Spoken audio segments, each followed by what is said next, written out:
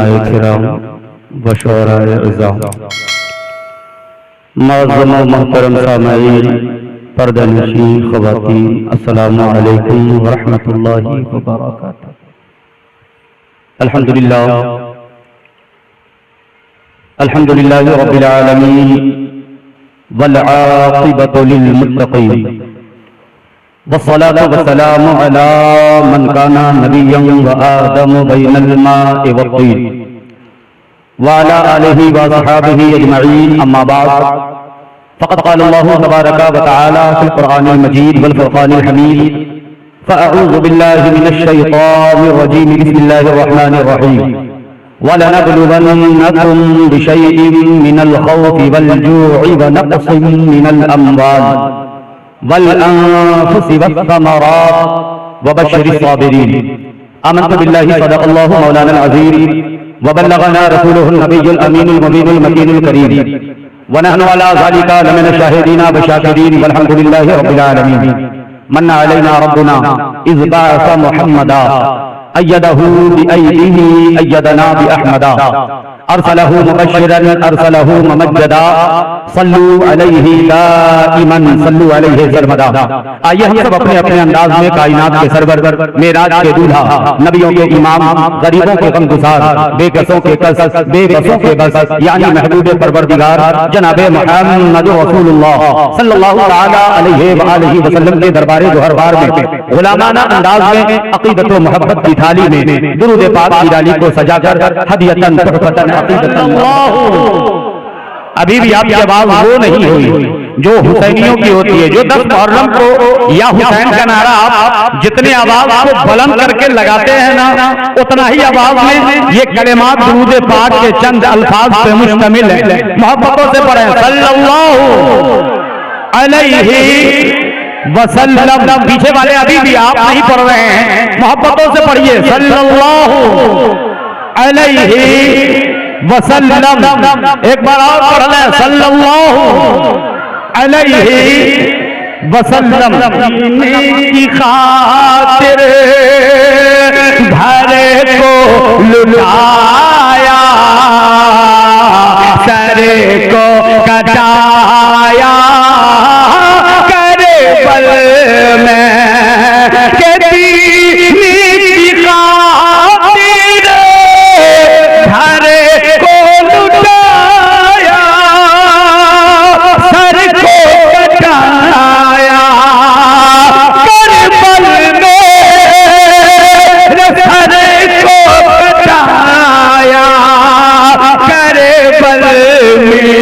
میں ہوں حسینی،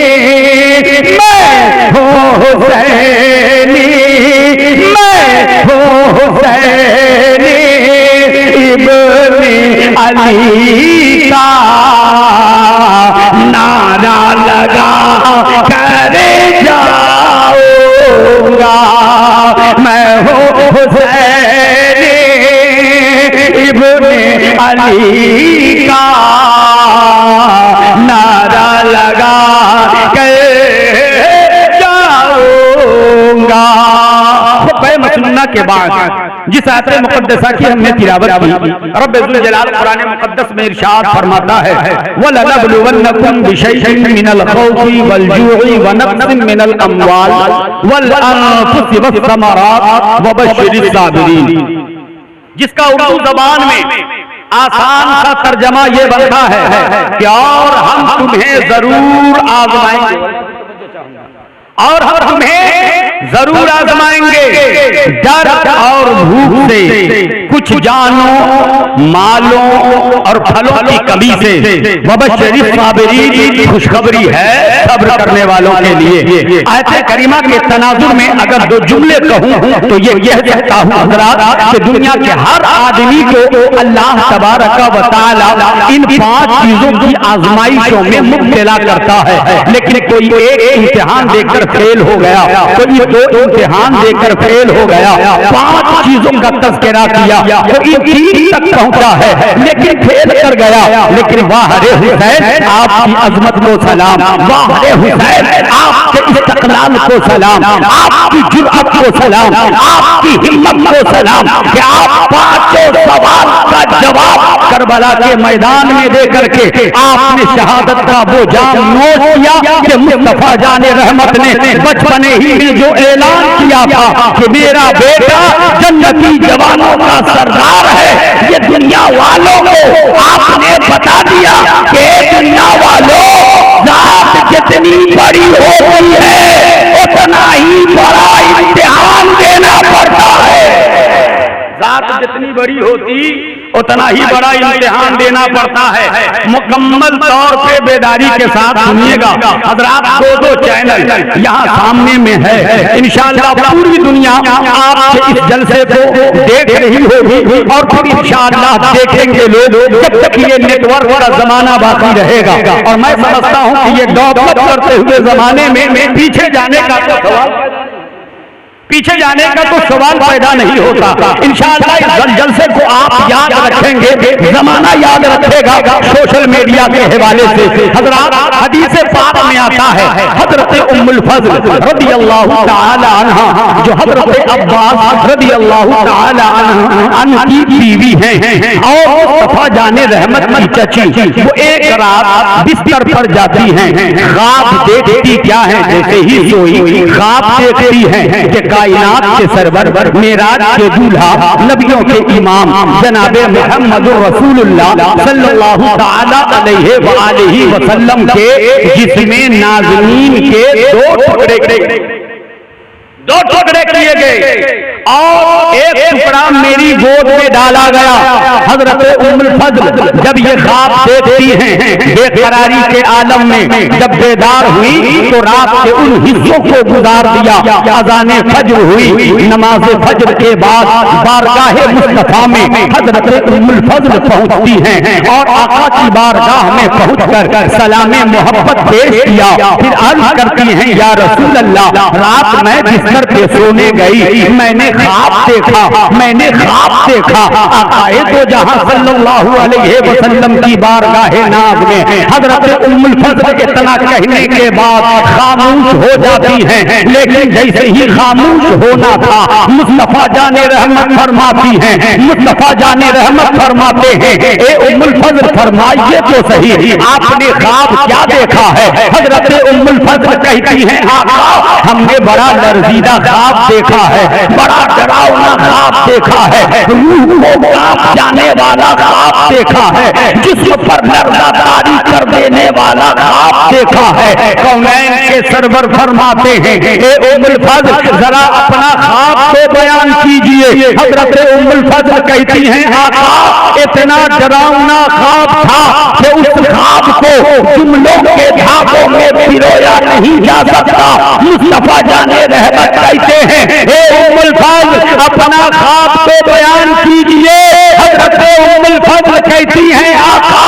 رات میں بستر پہ گئی، سوئی، آنکھ لگی، دل کی دنیا بیدار ہوئی، میں نے خواب یہ دیکھا کہ آپ کے جسم نازنین کے دو ٹکڑے کیے گئے اور ایک ٹکڑا میری گود میں ڈالا گیا۔ اتنا کہہ کر لرز جاتی ہیں حضرت ام الفضل، لیکن کائنات کے سرور کے لبوں پر، معراج کے دولہا کے لبوں پر، نبیوں کے امام کے لبوں پر، غریبوں کے غمگسار کے لبوں پر، مظہر کل کائنات کے لبوں پر، وجہ تخلیق کائنات کے لبوں پر، محبوب پروردگار کے لبوں پر مسکراہٹ کھیل پڑتی ہے۔ حضرت ام الفضل کہتی ہیں آقا ہم نے خواب کو بیان کیا لیکن اس خواب کی تعبیر کیا ہے؟ آپ کی مسکراہٹ بتا رہی ہے کہ میرا یہ خواب ڈراؤنا تو نہیں ہے، لرزیدہ تو نہیں ہے، خوف زدہ تو کرنے والا نہیں ہے، لیکن آقا میرے خواب کی تعبیر کیا ہے؟ تو مصطفیٰ جان رحمت صلی اللہ علیہ وسلم نے جو کہا تھا ایک پرندہ کے مسلمانوں ذرا دل کو کام کر سننا، آقا نے فرمایا تھا اے ام الفضل آپ کے خواب کی تعبیر یہ ہے کہ کچھ دنوں کے بعد میری بیٹی فاطمہ کی گود میں ایک چاند سا بیٹا آئے گا جو سب سے پہلے میری گود میں ڈالا جائے گا۔ بس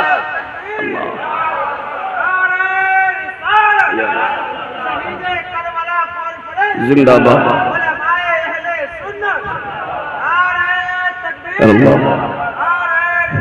دیکھیے صاحب، شہادت سننا ہے اگر تو بیدار ہو کر سنیے، جن کو نیند آ رہی ہو وہ آنکھوں پہ پانی مار لیجئے۔ کبھی کبھی موقع ملتا ہے محفلوں میں بیٹھنے کا، یہ کیوں کہہ رہا ہوں؟ کیونکہ موت برباد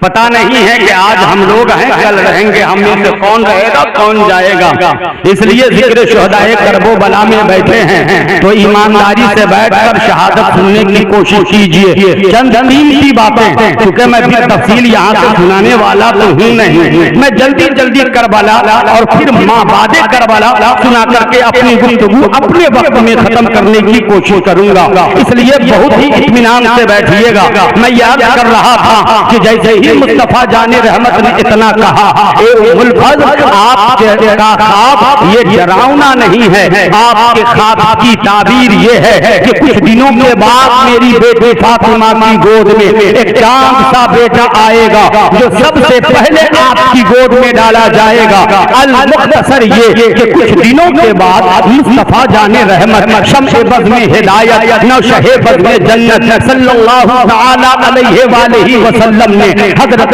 ام الفضل کو بلایا اور بلا کر کے کہا، اے ام الفضل میں بحیثیت باپ اپنی بیٹی فاطمہ کے گھر جا کر اس کا حال دریافت نہیں کر سکتا، اس کی خیریت معلوم نہیں کر سکتا، لہذا اے ام الفضل زچگی کا زمانہ آ گیا ہے، ولادت کا وقت قریب ہے، آپ جائیے فاطمہ کے گھر اور جا کر کے سیدہ فاطمہ سے پوچھ کر آئیے، ان کی حالت پتہ کیجئے، ان کی خیریت معلوم کر کے آئیے۔ حضرت ام الفضل رضی اللہ تعالی عنہا ہیں، بارگاہ مصطفیٰ سے چلی حضرت سیدہ فاطمہ الزہرا کے گھر، اور جیسے ہی سیدہ فاطمہ الزہرا کے در اقدس پہ حضرت ام الفضل پہنچتی ہیں تو کیا دیکھ رہی ہیں حضرت ام الفضل کہ سیدہ فاطمہ اپنے گھر کے اندر اپنی گود میں ایک چاند سا بیٹا لیے بیٹھی ہے۔ ذرا زور سے بولے سبحان اللہ، اپنی گود میں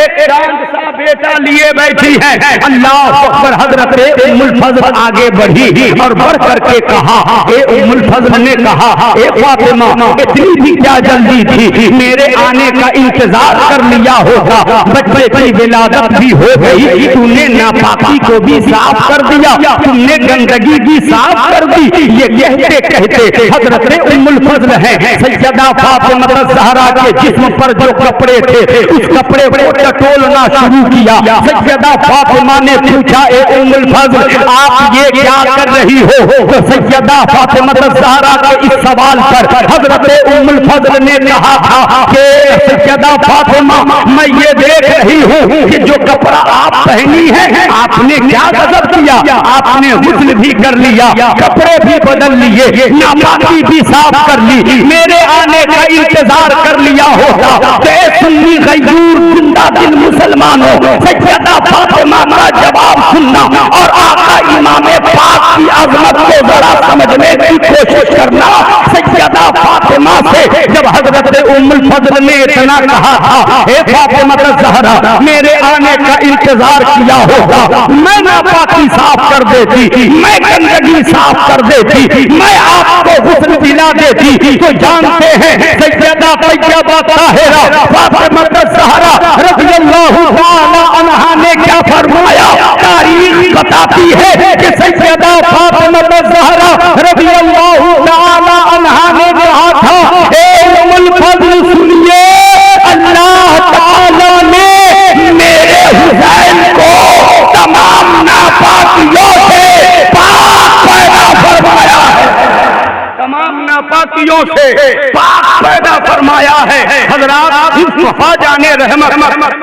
صلی اللہ تعالی علیہ وسلم کے لاڈلے شہزادے آ رہے ہیں، ذرا یہاں پر تھوڑا سا خلاصہ کر دوں۔ ہمارے آپ کے یہاں جب کسی بچے کی ولادت ہوتی ہے، جس جگہ پر بچے کی ولادت ہوتی ہے وہ جگہ گندگیوں سے بھر جاتی ہے، وہ جگہ ناپاکیوں سے بھر جاتی ہے، لیکن سیدہ فاطمہ الزہرا کیا فرما رہی ہیں کہ ام الفضل کس ناپاکی کی آپ بات کر رہی ہو، کس گندگی کی آپ بات کر کر رہی ہو، اللہ نے میرے حسین کو تمام ناپاکیوں سے پاک پیدا فرمایا ہے۔ جب اس روایت پر میری نظر گئی تو اعلیٰ حضرت کا وہ شعر یاد آ گیا۔ اعلیٰ حضرت عظیم البرکت مجدد دین و ملت الشاہ امام احمد رضا خان فاضل بریلوی علیہ رحمت و رضوان کہتے ہیں کہ صبح طیبہ میں ہوئی بچتا ہے بارہ نور کا، صدقہ لینے نور کا آیا ہے دارا نور کا، میں لگا تو بادشاہ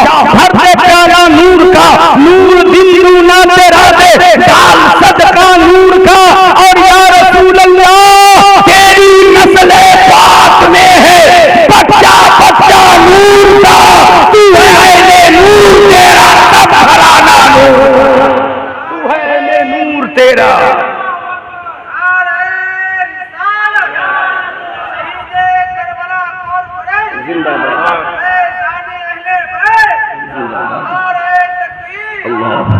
یہی امام پاک ہیں صاحب جن کی ولادت بسعادت ہوئی۔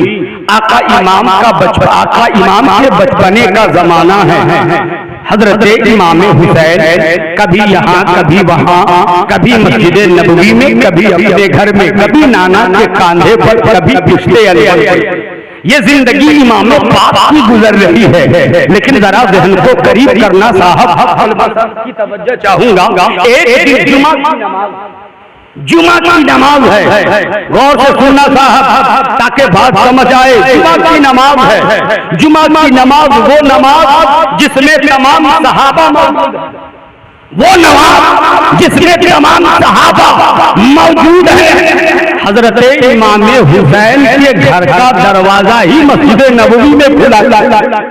مسجد نبوی میں کھلا کرتا۔ مصطفیٰ جان رحمت منبر پر جمعہ کا خطبہ دے رہے ہیں، اور سے سنیے گا تاکہ ذہن آپ کا قریب ہو جائے اور اس گفتگو کی کڑی سے کڑی آپ کا ذہن ملا کر سننے کے لیے تیار ہو جائے۔ جمعہ کا دن ہے، نبیوں کے امام منبر پر تشریف فرما ہے، جمعہ کا خطبہ دے رہے ہیں۔ آقا دو جہاں کی نظر اپنے لاڈلے شہزادے آقا امام حسین پر پڑ گئی۔ وہ حسین جس حسین کے بارے میں مصطفیٰ جان رحمت نے کہا تھا حسین منی وانا من حسین، حسین مجھ سے ہے اور میں حسین سے ہوں۔ اللہ اکبر، وہ حسین بچپنے کا زمانہ ہے، لڑکھڑاتی ہوئی پاؤں سے مسجد نبوی کے اندر داخل ہوئے۔ میرے سرکار نے جب دیکھا نا تو آقا دو جہاں فرماتے ہیں او میرے صحابہ، میرے شہزادے کے لیے ذرا راستہ ہموار کر دو۔ اللہ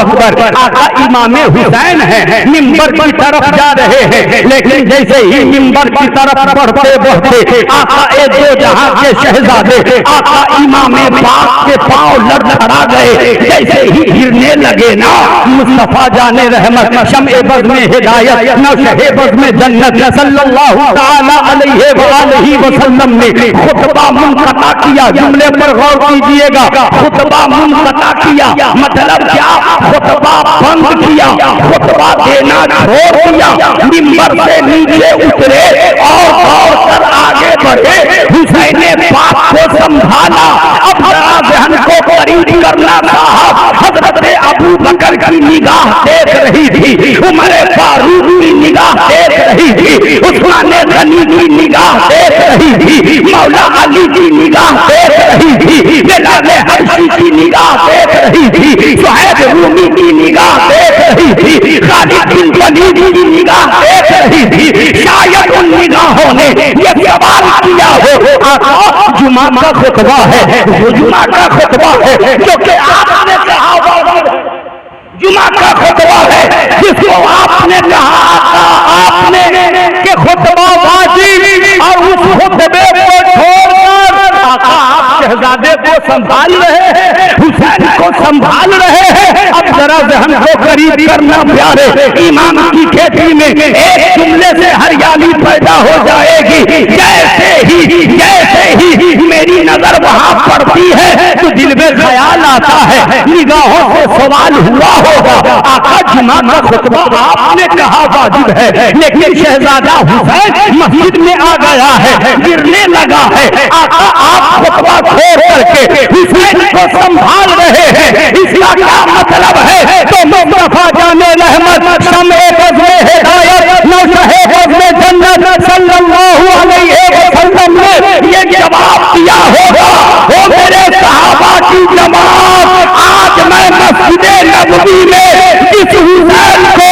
گرنے سے سنبھال رہا ہوں، یہی حسین کربلا میں میرے دین کو بکھرنے سے بچائے گا، یہی حسین کربلا میں میرے دین کو بکھرنے سے بچائے گا۔ اللہ اکبر۔ وہ امام پاک عمر بڑھتی گئی حتیٰ کہ عقائد و جہاں بھی ظاہری اعتبار سے پردہ فرما گئے، مولا علی بھی نہ رہے، سیدہ طیبہ طاہرہ فاطمہ الزہرا رضی اللہ تعالی عنہا بھی نہ رہی، آقا مولا علی بھی نہ رہے، حسن مجتبیٰ بھی نہ رہے۔ اللہ اکبر۔ مدینہ منورہ کی سرزمین ہے، وہ 60 ہجری کا زمانہ ہے۔ ایک خط آیا گورنر مدینہ کے پاس، ایک خط، وہ خط کیا تھا ذرا ذہن کو قریب کر کے سنیے گا، تاریخ کے کچھ آئینے آپ کے سامنے میں صاف و شفاف ہو جائیں گے۔ حضرات ایک خط آیا گورنر مدینہ ولید بن عقبہ کے نام، وہ خط یہ تھا، اے ولید بن عقبہ، میں یزید میرے والد محترم امیر معاویہ کا انتقال ہو چکا ہے، میں تمہارا حاکم و گورنر ہوں، میں تمہیں حکم دیتا ہوں کہ عبداللہ ابن زبیر، عبداللہ ابن عباس، عبداللہ ابن زبیر، عبد الرحمن ابن ابی بکر سے میری بیعت لے لو، اور اگر وہ بیعت کے لیے راضی نہ ہو تو ان پر سختی کرنا۔ ذہن کو قریب کریں صاحب، یہ 60 ہجری کا زمانہ ہے اور یہ ولید تخت نشی ہو گیا، حضرت امیر معاویہ کا انتقال ہو چکا ہے، تخت پر بیٹھ گیا اور بیٹھنے کے بعد یہ پہلا فرمان جاری کیا تھا کہ حسین سے میری بیعت لے لو، عبداللہ ابن زبیر سے میری بیعت لے لو، عبداللہ ابن عباس سے میری بیعت لے لو، عبد الرحمن ابن ابو بکر سے میری بیعت لے لو۔ اللہ اکبر۔ عصر کے نماز کے بعد والی مدینہ نے مسجد نبوی کی طرف اپنے قاصد کو روانہ کیا کہ جاؤ، آقا امام مسجد میں ہوں گے، وہاں جا کر کے میرا پیغام پہنچانا اور ان سے کہنا کہ عشاء کی نماز کے بعد گورنر مدینہ ولید بن عقبہ آپ سے ملنا چاہتا ہے، آپ ملاقات کا شرف عطا کریں۔ اللہ اکبر۔ قاصد آیا ہے، امام پاک کی بارگاہ میں یہ خبر پہنچا دی، امام پاک فرماتے ہیں جاؤ کہہ دینا عشاء کی نماز کے بعد میں ملنے آؤں گا۔ اللہ اکبر۔ وہ قاصد تو چلا گیا، عشاء کی نماز سے فارغ ہو کر آقا امام جانے کی تیاری کر رہے ہیں، حضرت عبداللہ ابن زبیر آ گئے، سلام عرض کیا، آقا آپ کہاں تشریف لے جا رہے ہیں؟ آقا امام پاک فرماتے ہیں اے عبداللہ ابن زبیر، اس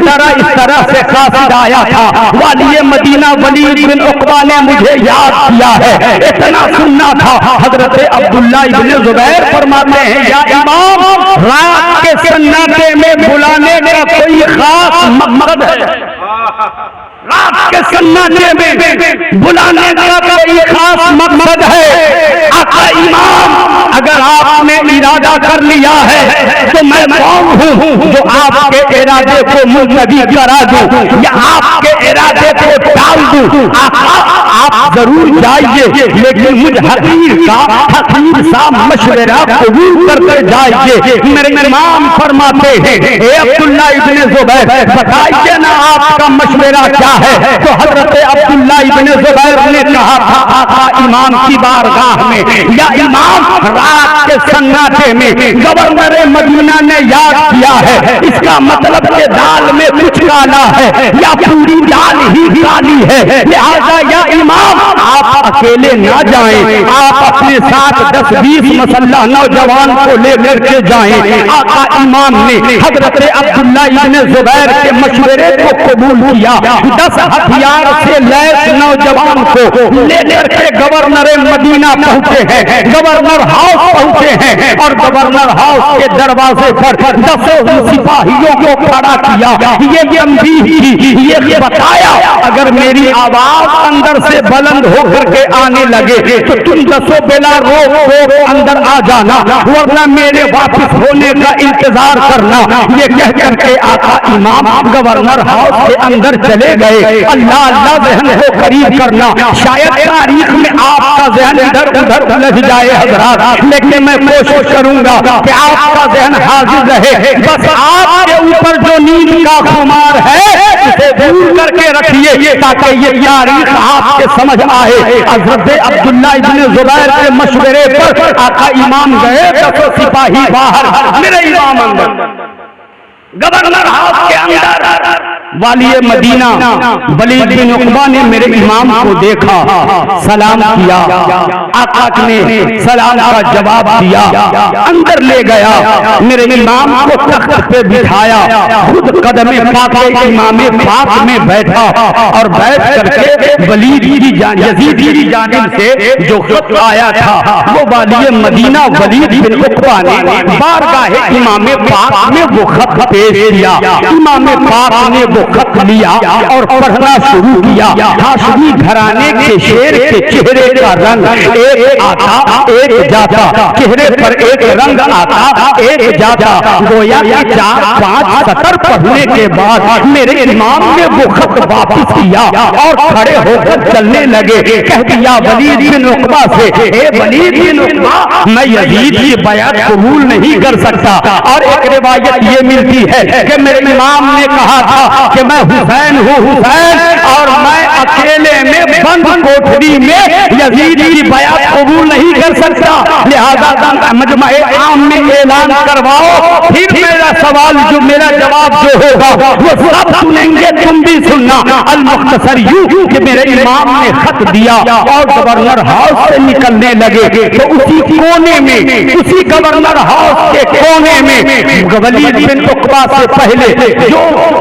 مدینے کا گورنر رہ چکا تھا، موبائل جلا لیجئے اور خاموشی سے سنیے، مدینے کا نکل کر کے باہر آیا اور ولید بن عقبہ سے کہا، اے ولید بن عقبہ، حسین آ گئے ہیں گورنر ہاؤس میں، انہیں جانے نہ دینا۔ اے ولید بن عقبہ، حسین آ گئے ہیں قابو میں، اب انہیں باہر نہ جانے دینا۔ اے ولید بن عقبہ، یاد رکھنا اگر گورنر ہاؤس سے حسین باہر چلے گئے تو دوبارہ ہاتھ نہیں آنے والے ہیں۔ اللہ اللہ اتنا سننا تھا، میرے امام تو گیٹ تک پہنچ چکے تھے، لیکن ہاشمی کچار کے شیر نے میان سے تلوار کو نکال لیا، پلٹ کر کے مروان بن حکم کے سامنے میں میرے امام کے لیے میرے دل میں محبت اتنی ہے تو پھر سن لو، ایک ہاتھ پہ ساری دنیا کی دولتیں لا کر کے کوئی رکھ دے اور ایک ہاتھ پہ حسین پاک کی محبت رکھ دے، اور پھر اس ولید بن عقبہ سے پوچھے، اے ولید بن عقبہ، تجھے دنیا کی دولت چاہیے یا حسین کی محبت چاہیے؟ تو والی مدینہ نے کہا تھا، اے مروان بن حکم، یہ ولید دنیا کی دولت کو ٹھوکر مار دے گا اور حسین کی محبت کو سینے سے لگا لے گا۔ نعرہ بلند آواز سے نعرے کا جواب دے، نعرہ تکبیر،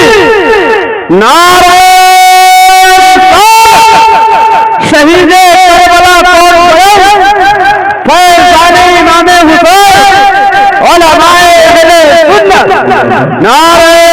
تکبیر، نعرہ یوں ہی نہیں کسی نے کہا تھا کہ دشت بلا کو عرش کا زینہ بنا دیا، جنگل کو مصطفیٰ کا مدینہ بنا دیا، ہر ذرے کو نجف کا نگینہ بنا دیا، تو نے حسین مرنے کو جینا بنا دیا، تو نے حسین مرنے کو جینا بنا دیا۔ اب ذرا ذہن کو قریب کریں، ایک بار آپ بیداری کا ثبوت ایک ہاتھ آقا امام حسن کے نام پر اور دوسرا ہاتھ آقا امام حسین کے نام پر بلند کیجئے اور بآواز بلند بولے یا حسین۔ آپ کی آواز بھی بلند ہونی چاہیے صاحب، کیونکہ شہادت سنانا بڑا آسان نہیں ہے، یہ علماء کا کرم ہے کہ یہاں بیٹھ کر مجھے نواز رہے ہیں داد و تحسین سے جو میں بول رہا ہوں، ورنہ حضرات یہ عام عنوان نہیں ہے، یہ ذکر شہدائے کربلا ہے، اور اس کو سننے کے لیے بھی کلیجہ چاہیے اور سنانے کے لیے بھی کلیجہ چاہیے۔ آپ بیدار ہیں تو بیداری کا ثبوت پیش کیجئے اور محبت سے بولے یا حسین، یا حسین، یا حسین، یا حسین، یا حسین، یا حسین، یا حسین۔ حضرات کربلا کا وہ منظر بہت قریب ہے، ذہن کو حاضر کر کے ذرا سنیں، آواز کھینچنے لگی ہے آپریٹر صاحب، ذرا کلیئر کیجئے اس کو، آواز کلیئر کیجئے، پہلے ٹھیک چل رہا تھا، آواز کلیئر کر دیجئے جاکہ میری آواز نہ کھینچے، چونکہ کل فری ہیں، اس کے بعد 4 دن مسلسل جلسہ پڑھنا ہے بحمدہ تعالی، اس لیے اگر آج ہی بیٹھ گئی تو اگلے جلسے کا کیا ہوگا۔ میرے ہاتھ میں چند باتیں آپ تک پہنچانے لگا ہوں، ذرا ذہن کو قریب کریں۔ میرے امام وہاں سے آ گئے، واپس لوٹ کر گھر آئے۔